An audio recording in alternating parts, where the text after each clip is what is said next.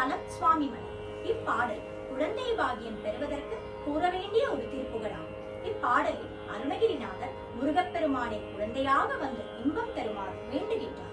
இந்த பாடலில் அருணகிரிநாதர் பக்தியின் மிக உயர்ந்ததும் மென்மையானதும் ஆன ஒரு நிலையை கேட்கிறார். தன் பிறப்பின் மூலத்தை எண்ணி பார்த்து உலகியல் சார்ந்த உறவுகளை விட இறைவனுடன் ஒரு குழந்தை போல கொஞ்சி விளையாடி அவனது அன்பை பெறும் பேரின்ப நிலையை வேண்டுகிறார்.